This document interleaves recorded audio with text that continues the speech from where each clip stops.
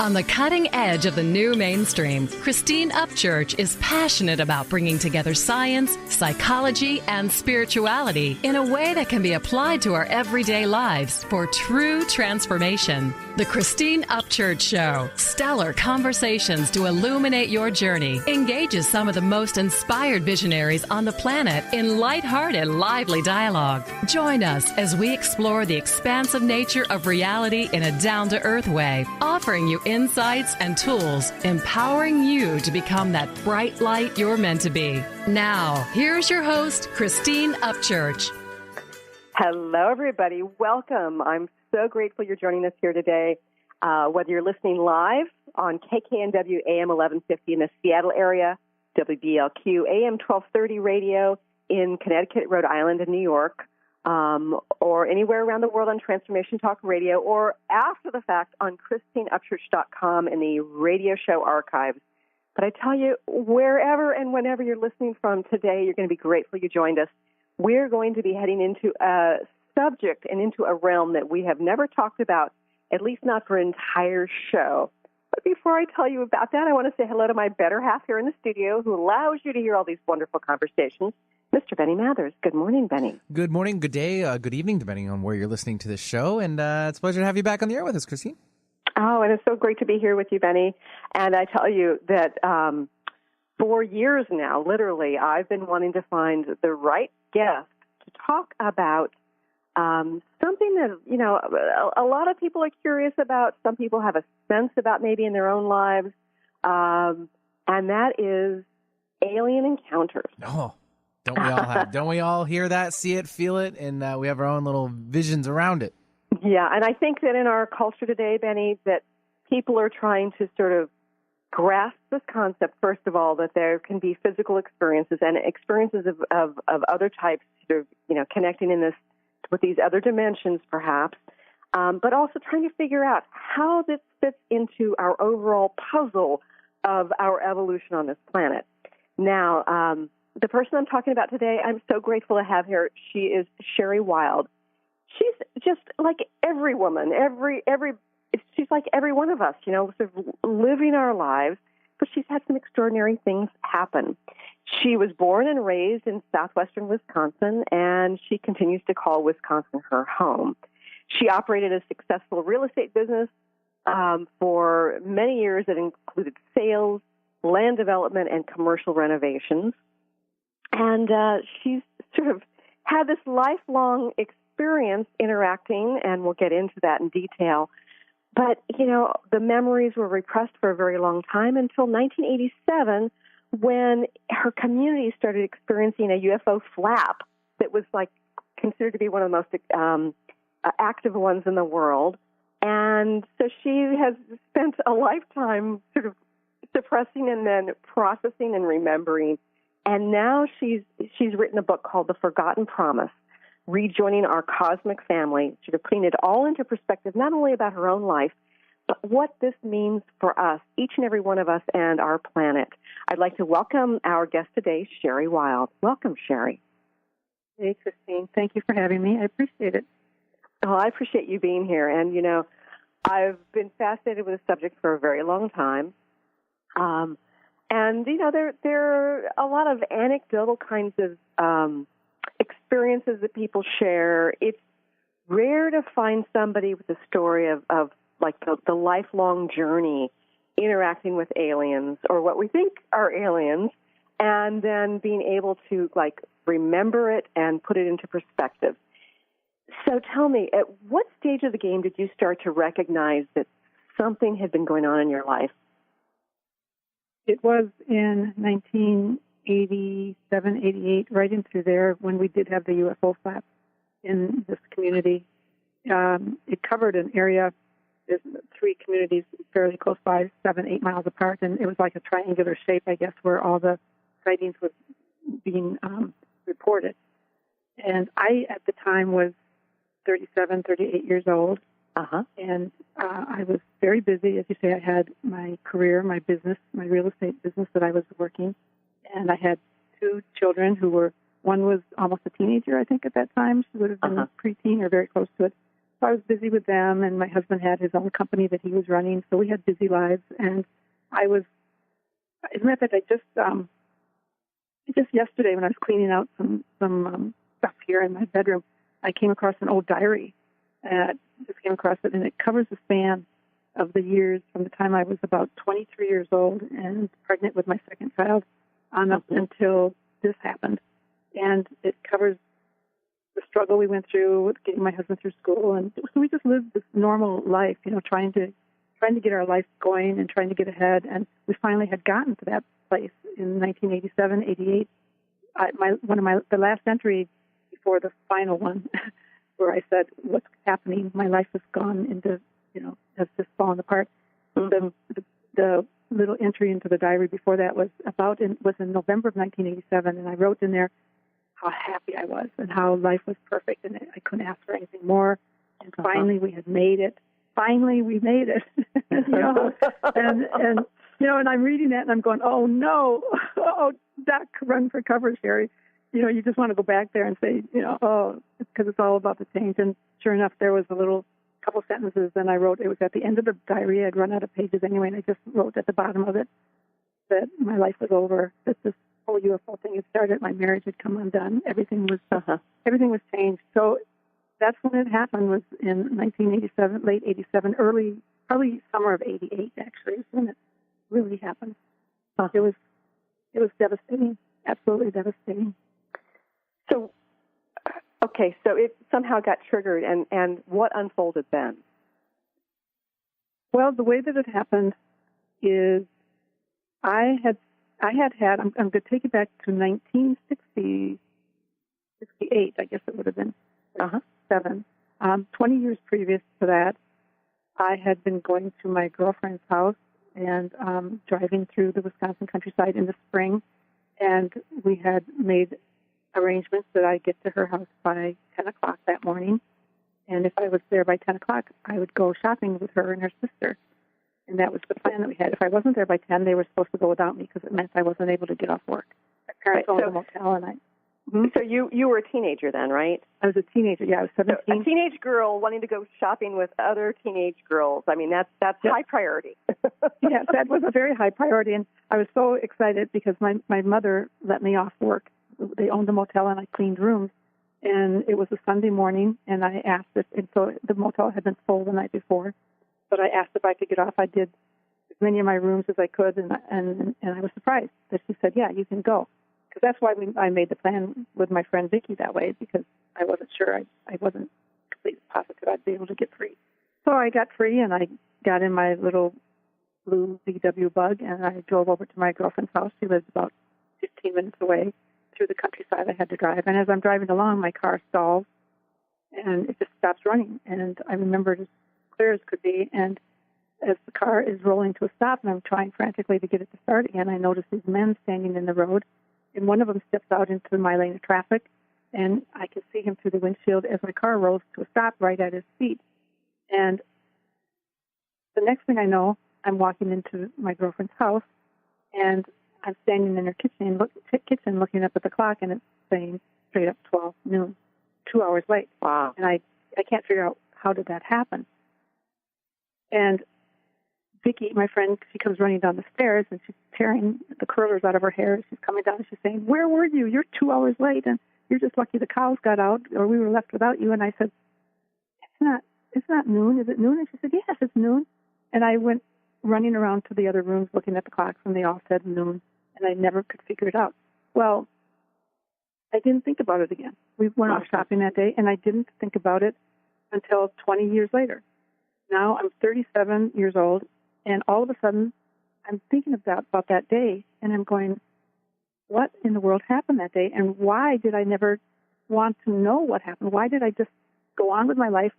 And I'm missing 2 hours of my time, and there were 4 men standing out there, one of them standing in front of my car with his hand up. I mean, what in the world? And I was disturbed by it. I was disturbed more by the fact that I didn't seem to care what had happened than I was disturbed by the fact that I had actually lost 2 hours of time. But both of those things were weighing on me. And so I was, every night before I would fall asleep, I was reliving the events, and I remembered it very clearly. I remembered the Beach Boys song on the radio, everything happening. But when my car came to a stop, I tried looking out the windshield at the man's face because I knew instinctively if I could see his face, that would give me the answer to what had happened to me.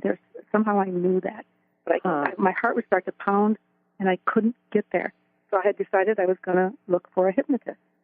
Back in 1987, no computers, and just Google it. Yeah. So I was looking in the yellow pages and looking around. So my girlfriend calls me, the same girlfriend, Vicki. We're still best friends, even now. And so the same person who was involved back then, she calls me and she says, Sherry, let's go to the auditorium at the high school tonight or tomorrow night, whenever it was. And she said, because the researchers who are up here investigating the UFO flap are going to tell us what they think is happening and what's going on. Mm-hmm. And I said, I'm not interested. And she said, oh, come on, you must be interested. You of all people would be interested. And I said, I'm not interested, Vicki. I don't want to do that. And she said, yeah, but she said, you always talked about UFOs. And I said, I never talked about UFOs. And she said, yes, you did. Don't you remember that, for instance, that day when you were 2 hours late getting to my house? And I said, oh, then I sat up and I said, yeah, I remember that day. So I've been thinking about it a lot. And she said, well, remember you had 2 hours of missing time? And I said, yeah. She said, well, in the paper it said, the investigator said that if you've seen a UFO and then you're missing time, they want to talk to you because they probably would be interested in hypnotizing you and retrieving those memories because they think the aliens probably kidnapped you and took you aboard the spaceship. And I just laughed. I laughed so hard, and I got tears in my eyes.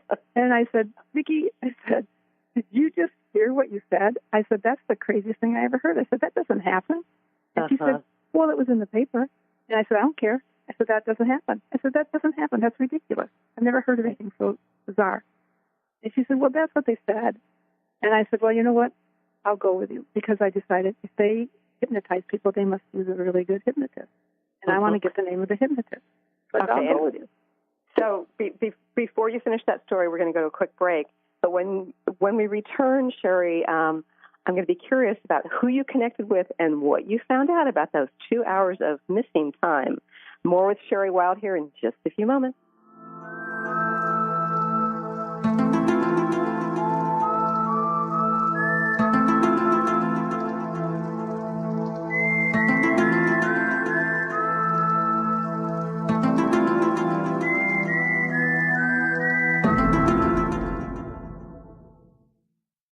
Chris Stanis is a spiritual leader and healer and teaches a course on how you can transform your life through a meditation and healing system that will manifest your spirit's dreams. She manifested the Women of Wisdom Conference, the Women of Wisdom book, and this radio show. And she can show you how to change your life too. Are you ready? Visit the website and contact her at voicesofwomentoday.com. That's voicesofwomentoday.com. What is a brilliant culture? And how do we create them? Why are they important? Claudette Rowley has created a breakthrough 5-step process to help you design a culture that is authentic, innovative, and successful. Learn how to create change with Cultural Brilliance Radio, the DNA of organizational excellence, and Claudette Rowley. To learn more or work with Claudette, visit ClaudetteRowley.com. The goal for the Art of Powerful Living Radio is to inspire every human to live lives that are rich, fulfilling, on purpose, and fun. This hit show with Robert Schoenfeld is a fresh approach to boldly living our lives with creativity, courage, patience, wisdom, love, and power. Join Robert every month with Dr. Pat Basile for the Art of Powerful Living Radio. On the cutting edge of the new mainstream, Christine Upchurch is passionate about bringing together science, psychology, and spirituality in a way that can be applied to our everyday lives for true transformation. The Christine Upchurch Show, stellar conversations to illuminate your journey, engages some of the most outstanding visionaries on the planet in lively dialogue to inspire you to become that bright light you're meant to be. Join Christine every Friday at 11 a.m. Pacific Time on KKNW, AM 1150, and Transformation Talk Radio. I'm Peggy Snow with another Stellar Reflections Minute. Presence, or what we think of as being fully in the moment, is a key element in the process of healing work. As a practitioner facilitating a session, Genuine presence takes us out of our heads, where we tend to decide what is and maybe what should be for the client, and moves us into direct experience, where we're available to witness the person in their wholeness. In this receptive realm, our senses are heightened and expanded, allowing us to perceive what's seeking to unfold and to interact in the moment. There's something profoundly powerful that happens when healing is approached in this simple, pure way. Balance can be restored and healing can take place on multiple levels. If you'd like more information about the services we offer at Stellar Reflections, visit us at stellarreflections.com or call 425-999-9836. That's 425-999-9836.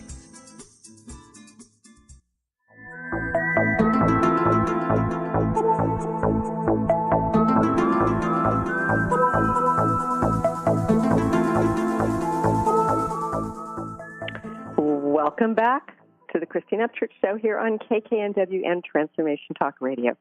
So, Sherry, we have to continue the story. Here you are, 17, you've lost a couple of hours of time.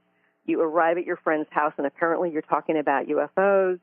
And you've gotten to this place where you're going to get connected with somebody who can help hypnotize you so that you can remember, bring forth this repressed memory. Okay, so you go to this presentation. What happens next? Well, that was interesting. At the presentation, it was the Center for UFO Studies out of Chicago. And so it was Don Schmidt, and he was the lead investigator. They did a great job of doing their presentation, and I was real cocky when I went into that. I was definitely looking around at the people there and thinking, what pathetic lives do you have that you're here, trying to hear this sensational story about aliens abducting humans.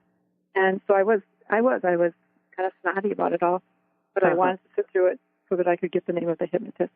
Well, in the book I go into it quite a bit about how it was just like being in it's like a movie, like what you see in a movie when they do those flashbacks in a movie. It's all done very dramatic, like explosions, when they do that, and it's depicted in a movie. That's how it was for me. I sat in that audience, and they started showing a flip chart of some of the craft that had been reported. And they came to one which was a big round ball globe that had orange lights on it and kind of an orange tint to it.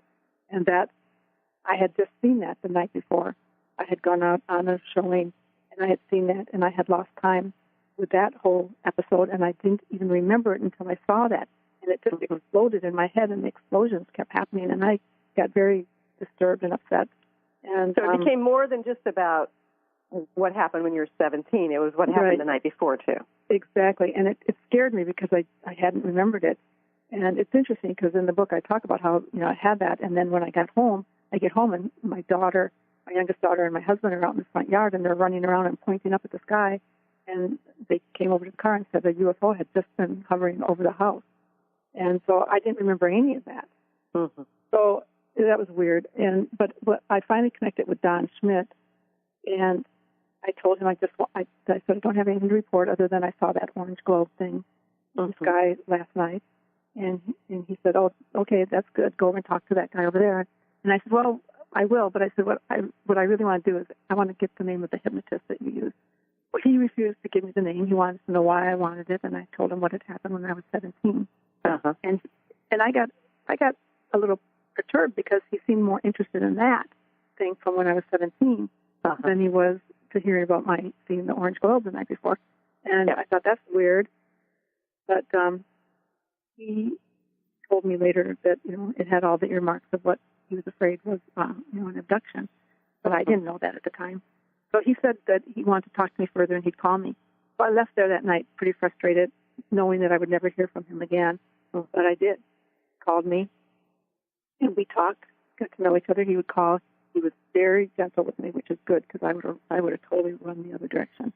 He very gently persuaded me to be careful about hypnotism, and that it's not something you want to enter into, without any awareness and without any support. You want to use somebody who's really good. He wanted the Center for UFO Studies to be involved in my regression, and I said no, because you're going to go looking for that thing you call alien abduction, and that's not what happened, and I don't even believe in it. It's ridiculous. Right. But it took him a long time, and finally he said the right thing. He said, he said, you want support there. You don't know what you're going to find. Almost certainly it was just some random thing that happened and your car broke down and these guys helped you get it going because you weren't appear to be traumatized. You would have probably had on your body some marks or something that would show you that. And he said, so, we just want to be there to help you get to the truth of this so that you can have peace around it. And he said, we'll have somebody there and we'll have support there, and the guy we're going to use is the best there is. And so I finally agreed to it. And so we did the regression, and several months later, I don't know the dates, I can't remember the dates. I think it would have been probably the fall of '88, but I'm not sure. And I remember it was a pretty day. Maybe it was the spring of '89 because it was a really nice, warm day out. I remember that. And we went down to Chicago, and they had a guy by the name of I can't remember his name. That's okay. Yeah, he was phenomenal. He was the past president of the Ethical Hypnosis Society, or American Hypnotic Society, or whatever it's called. Anyway, he was fantastic, and he was a non-believer in abductions, which helped me a lot. So I was apologizing to everybody all day long, telling them I'm sorry to waste your time. You guys are looking for this abduction thing. You're going to find out that's not what it is. So he put me, Stanley Mitchell, that's his name, Stanley Mitchell. He put me under. It took him a while to do it.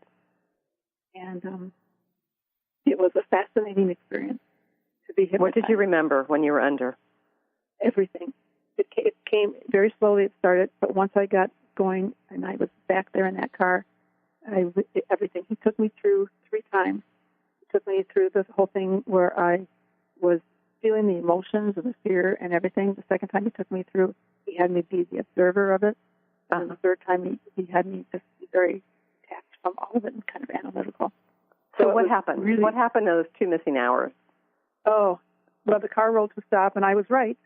As I sat there in my car, and that dude had stepped out into my lane of traffic and put his hand up, and then he leaned on the hood of my car, and he looked in there into the windshield at me, and he said, "Sherry, we've been waiting for you." As soon as he said my name and said that, my heart just about jumped out of my chest, and I rolled up the window, locked the doors, put my arms on the steering wheel, crossed them, and I put my head down, and I wouldn't look at him. And he started scolding me, and he said, look at me, Sherry, look at me, don't do this to yourself.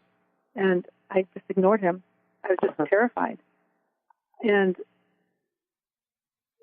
then I felt something move across my arms as I was sitting there in the car. I felt something brush up against my forearms, and I opened my eyes to look at him, and I saw what I thought, it's a claw. It was a grayish tan hand. I think there were, if I remember right, there were 3 fingers on it.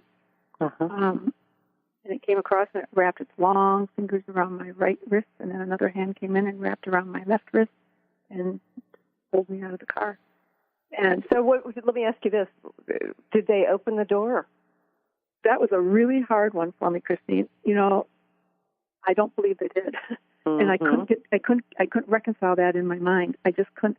They kept backing me up and wanting me to go through that, and I wouldn't say it. I said, he kept asking if they opened the door, and I couldn't see them open the door, and I wouldn't accept that they pulled me right to the door, and so I said, I don't know.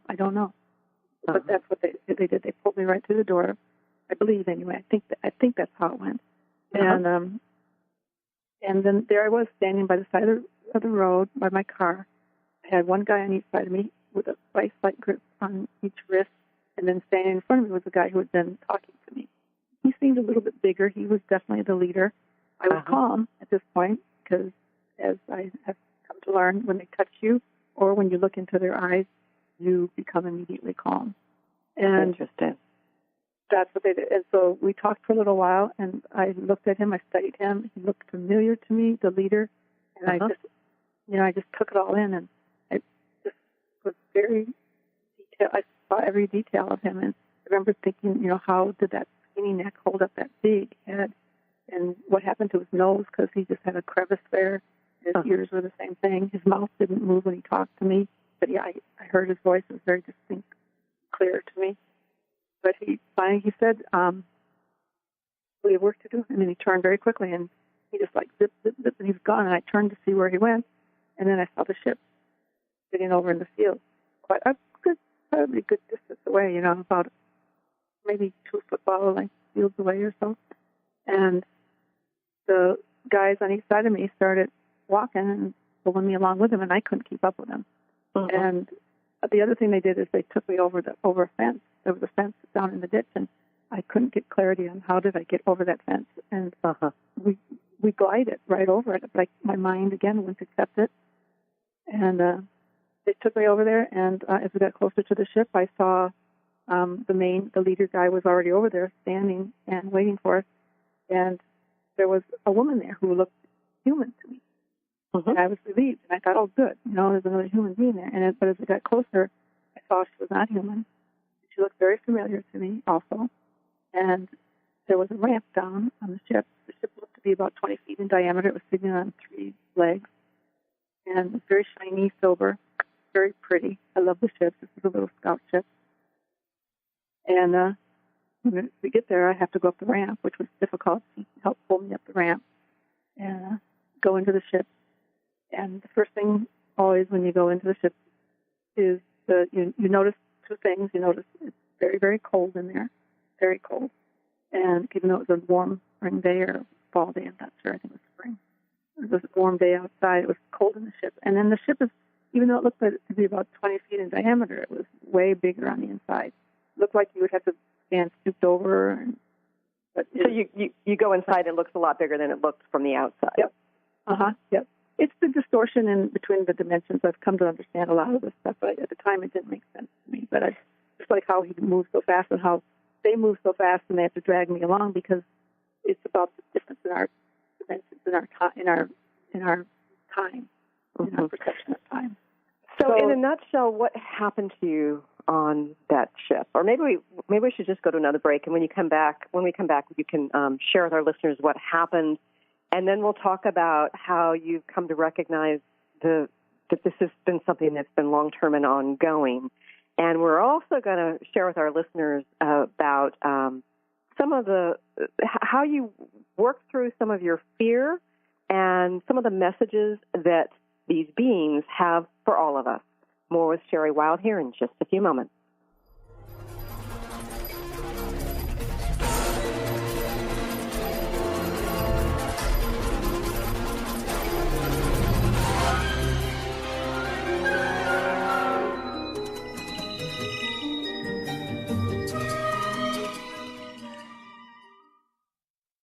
I'm Christine Upchurch, and this is a Stellar Reflections Minute. Years ago, when facing cancer, without any immediate treatment options, I sought healing by making various life changes. For a while, I followed a very restrictive diet. I often found myself obsessing about which foods were good and which ones were bad. Then one day, I realized I was consuming foods based on fear of not getting well. But I didn't want to make choices out of fear anymore. I decided it was far better for my immune system if I allowed myself to experience the joy that came from, say, eating frozen yogurt, than it was for me to ingest the fear that came from avoiding it. Now, instead of choosing healthy habits based on fear, I try to make choices because they feel right and ultimately bring me joy and ease. How many of your healthy habits are really based on fear? Please visit StellarReflections.com or call 425-999-9836. That's 425-999-9836. Hi there, my name is Audrey Michelle, host of Rewired Life Radio and a spiritual growth coach. I talk about this all the time on my show, listening to your body and acting on intuition. What do these things even mean? Here's the thing. About 10 years ago, I figured out I was doing it all wrong. I mean, I wasn't unhappy, but was I really happy? And then life sent me a spiritual smackdown, like it does, because I wasn't listening to my best resource, my body and my intuition. I was living from a place of fear. I was stressed and I was in pain, and I seemed to be happily unhappy. Mostly I just didn't know what I didn't know. And what I didn't know was that my body and my intuition had all the tools I needed to live life as my best self. I'm sharing the tools I have learned over the last 10 years of my healing journey in my online class, Soul Awakening, beginning September 19th. Learn more. Go to audreymichelle.com/awaken. That's Audrey Michelle, spelled MICHEL.com/awaken.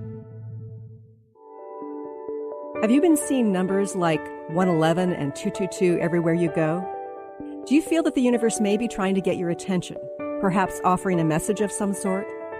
As it turns out, numerical patterns and certain types of geometry form the very fabric of our reality, from cells under a microscope to the astronomy of our night sky. At Stellar Reflections, we offer special sessions which tap into these patterns, designed specifically to support you on your journey. The 111 and 222 activations are sessions activating new patterns in your energy field, which in turn can help you create new patterns in your life. After just one session with a practitioner, either in person or via distance, clients report gaining greater clarity, becoming more intuitive, and honoring their inner truth as they move forward in their lives. Curious about what these transformational sessions might do for you? Call 425-999-9836 or visit stellarreflections.com. That's stellarreflections.com.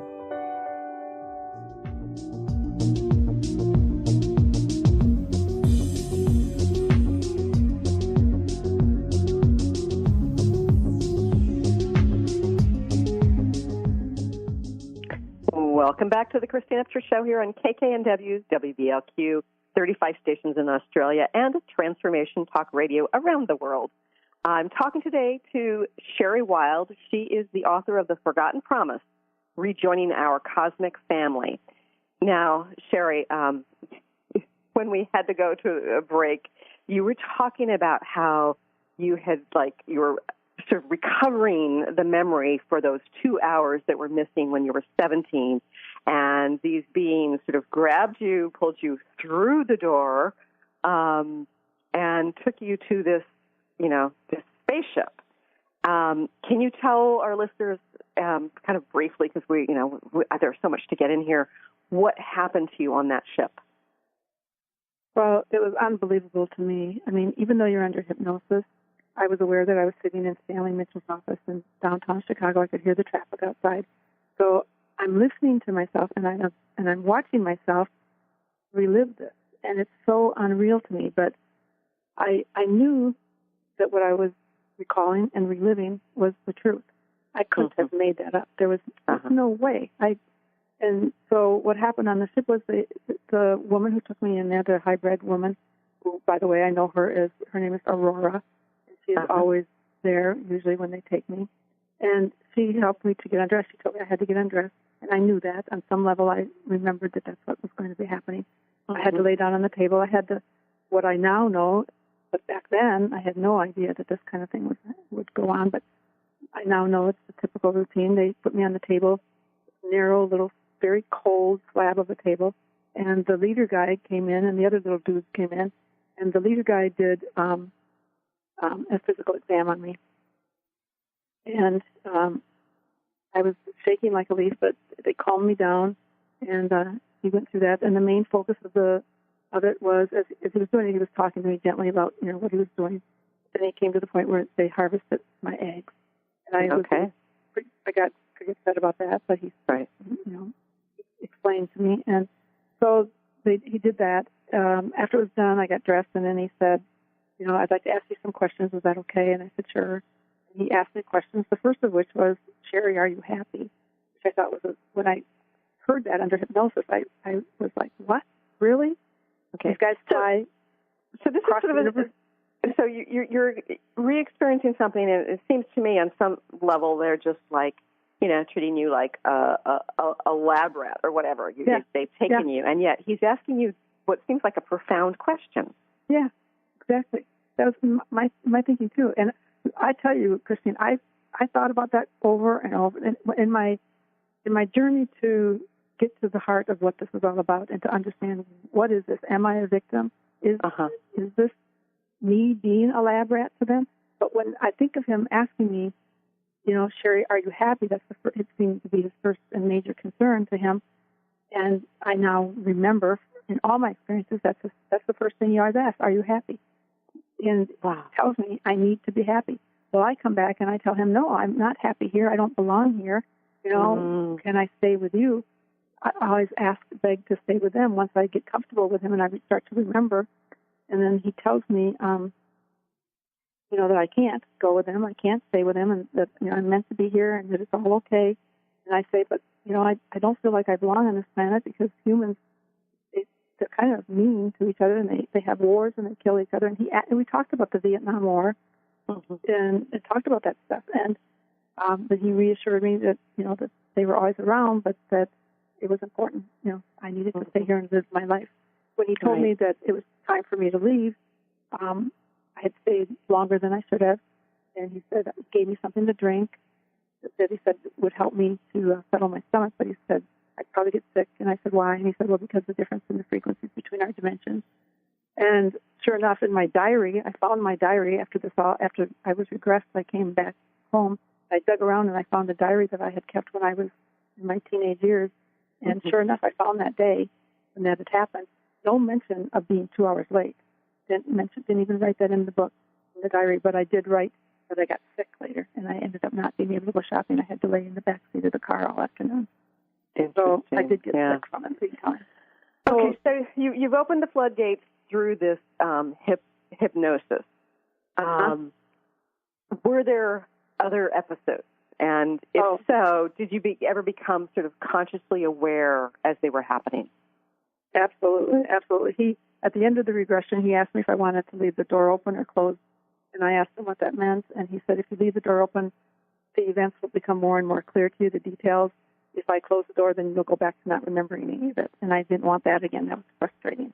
So I said leave the door open. So he did, and I continued on the drive back to Wisconsin, and for days and days and weeks afterwards, I would just have these explosions of memories coming through, not just on that event, which I got clarity on, but then I started to get memories of other strange things in my life, missing time that I had not paid any attention to. And it was just overwhelming to me how much had happened and how much I had spent, time I'd spent with these guys. It was devastating. I mean, I was living a secret life. I had a whole other life. With these guys on the ship.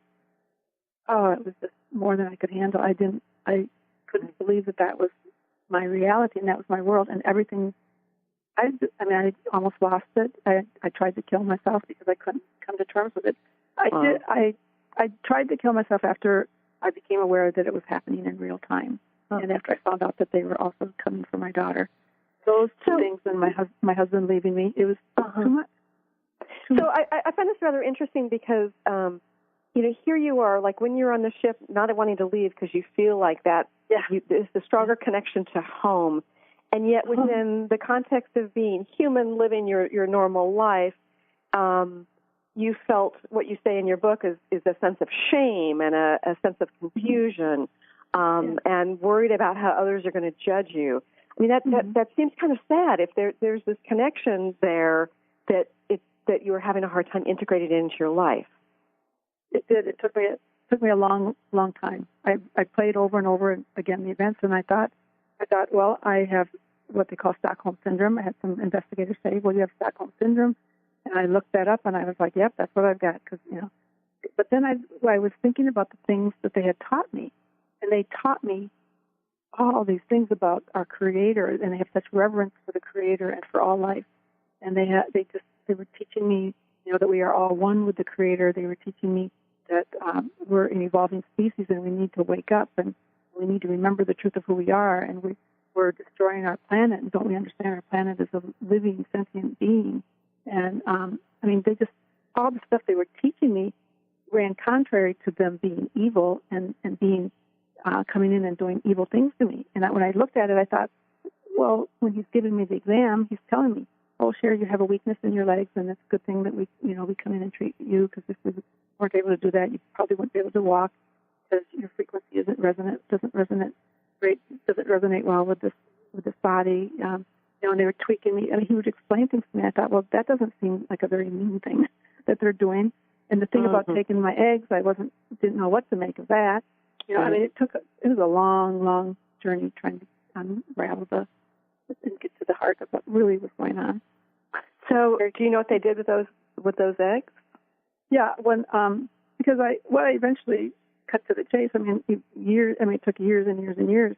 And years of me talking to them and asking them and then researching on my own and getting to the heart of it. What I learned was that I was a volunteer and that I volunteered to come here this is my one and only time on this planet, as millions of other souls agreed to come to the planet as volunteers to help raise the frequency and awaken people to the truth of who they are. And so I agreed to participate in what's called the hybrid. There's a lot of hybrid programs. I'm a participant in the hybrid program. I allowed them to take my eggs so that they could create and keep human species alive. Because when I came onto the planet in 1950, we were on a timeline. We were headed for disaster. The planet was going to be destroyed, and humanity was going to, be killed off, and that was going to be the end of Earth humans. We didn't want that to happen, so I came onto the planet and said, I'll be a human. You take my eggs, and and we can continue to be the biological entity known as the Earth human. But that was, that was part of the plan. But the other part of the plan was enough of us coming onto the planet, raising the frequency and the awareness, thereby hopefully catching this an opportunity to ascend into the fifth dimension, which is what's happening now. Right. And there are some very important messages about that, and some interesting aspects of the timing that they told you as well. But we have to go to another quick break. Stay tuned for more.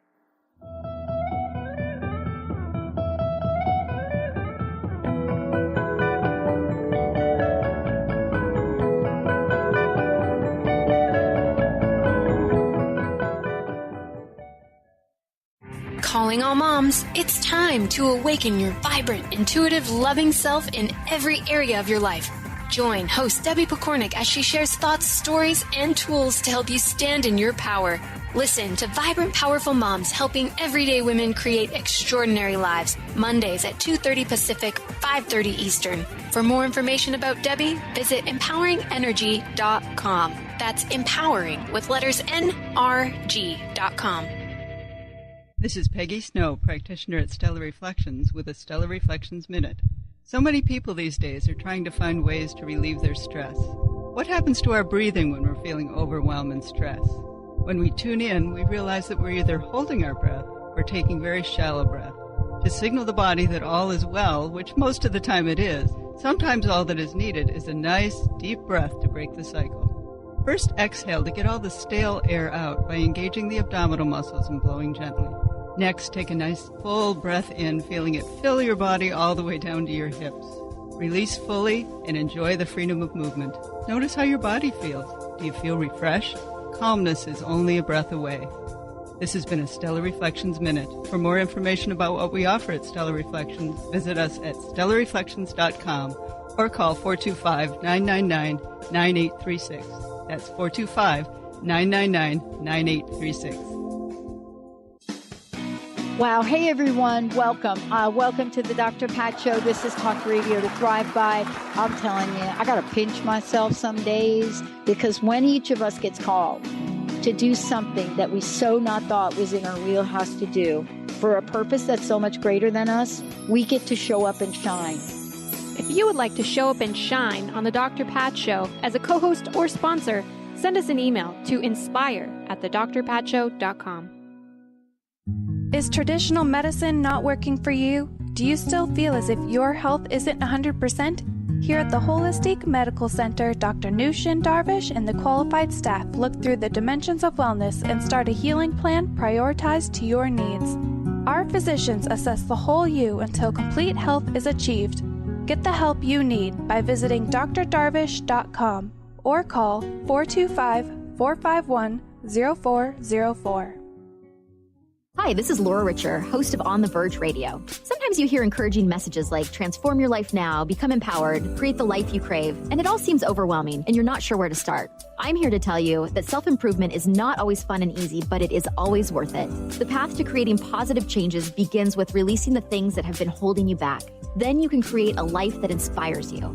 I know this because I've done it. You can find out more about what I do by visiting my website, seattlehealinghypnosis.com. I look forward to supporting you on your journey.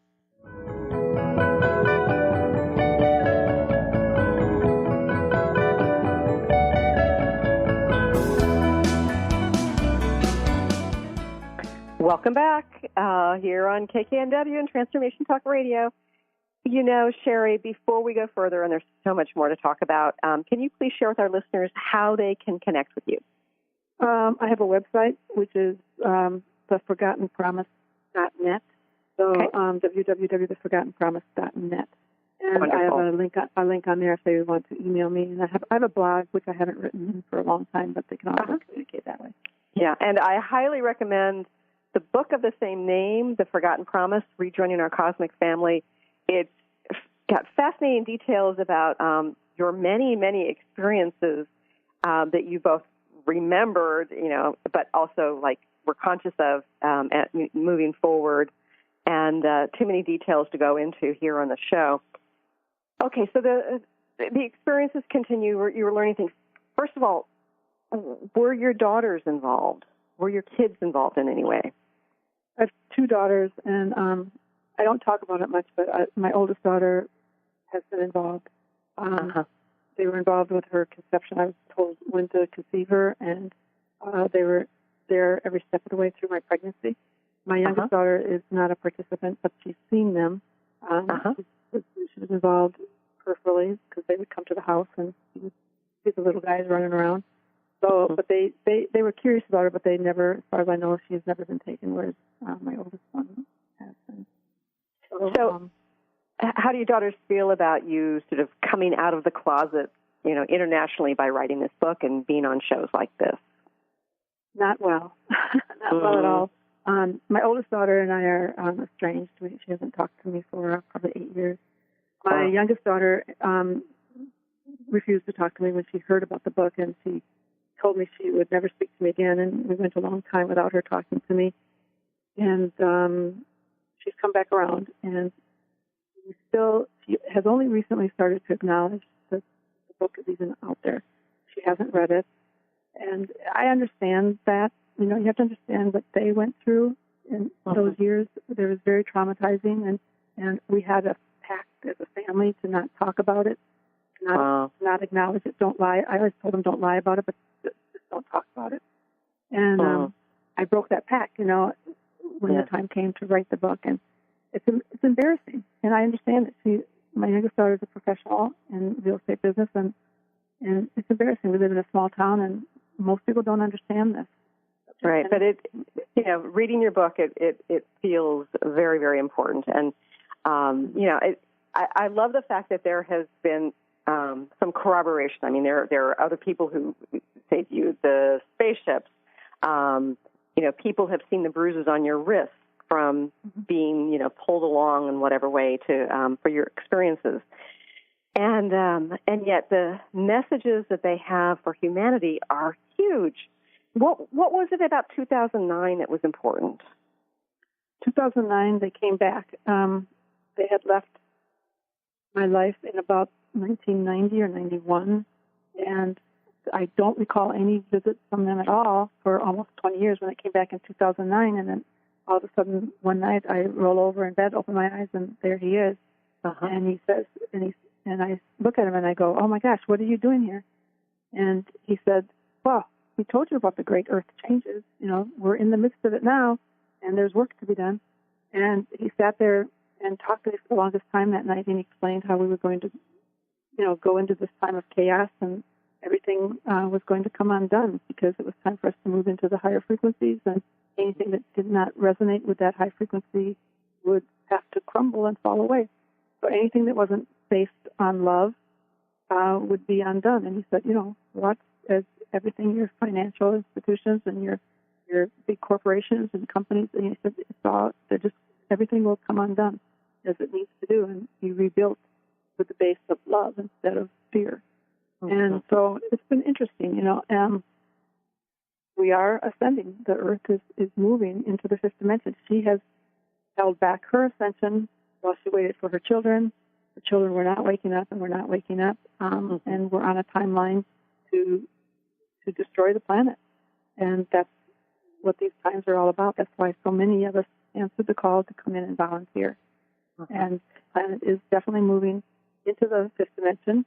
That's why there's so much chaos in the world, and things are getting better. It seems like things are a mess and that we're going to hell in a handbasket really fast, but that's not true. The programming that we've been getting from the controllers of the planet and the lies that we've been told, just like people have been programmed to laugh at people who have these kinds of experiences and encounters, when ridiculous to think that we're alone in the universe. Right. So, it's a lot to overcome, and it's not easy to talk to people about this subject, but I do it anyway. I mean, it has to be done. It's an important part of our coming into maturity. We're like little kindergartners here on this planet, and it's time for us to grow up and wake up. Right. And I think in terms of the books out there and in the media, I mean, I think about the movie E.T. coming out in the 80s. It seemed like perfect timing to look at something that sort of resembled a gray, right? And seeing that he was a loving, compassionate, healing being, as opposed to just these evil Martians, coming in to be destroyed, just hoping to destroy our planet. So, yeah, and it seems like there are some very important messages here. And you were talking about how they showed that we're like all a part of God, the Creator, however you want to put it, and that we are risking destroying our planet and sort of opening our eyes to shift things. Were there any other messages that you'd like to share before we get off today? Well, they taught me something called the 3 important things to know, and they started teaching those to me when I was a little girl, very little.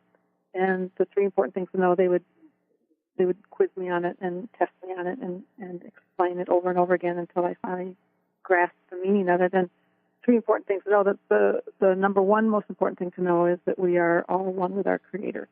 And they would teach me that. And you think that we understand that, but they would say to me things like, it has to be more than a bumper sticker. I remember him saying that to me.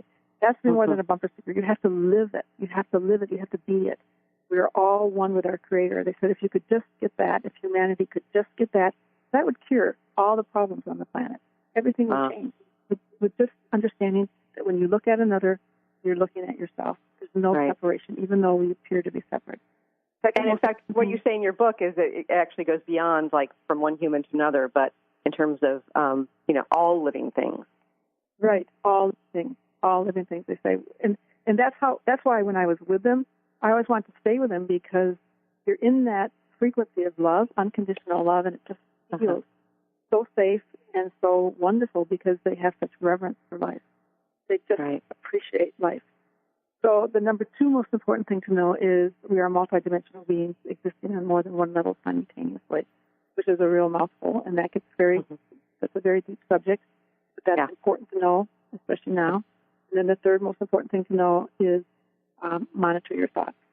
And that was something that they taught me how to do when I was young, and that's been a big benefit to me. So why should we monitor our thoughts?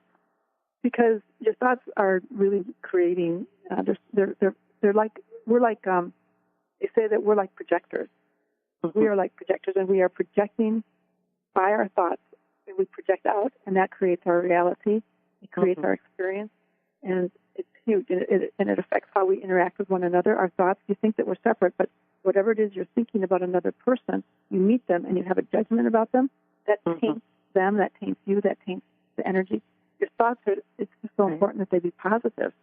They have to be kept positive because our thoughts are what are creating the frequency on the planet, and the frequency on the planet was so low that the heartbeats almost went out on the planet because we had such negative, dark thoughts. So you have to keep the positive thoughts positive, them coming from your heart and based in love rather than in fear. So I'm going to ask for a quick yes or no answer to this question, Sherry. Based on what you know and what they've communicated to you, do you have hope for our planet? Oh, yes, absolutely. We're going to make it. I mean, we have to. We can't ever be totally destroyed or totally lost. We're eternal beings. We're created as eternal beings. So, yeah, you want a yes or no, but it definitely is a yes. Then yes, the planet. Like. Again, the book is called The Forgotten Promise, Rejoining Our Cosmic Family. It's a wonderful book. If you're at least interested in the subject, I highly recommend it. And Sherry Wilde is the author, our guest today, and it's SHERRYWILDE. And her website is theforgottenpromise.net. Sherry, thank you so much for having the courage to share and for being here today. Thank you, Christine. I appreciate it. It's been nice talking with you. And I thank you for joining us here today. I look forward to talking to you again soon.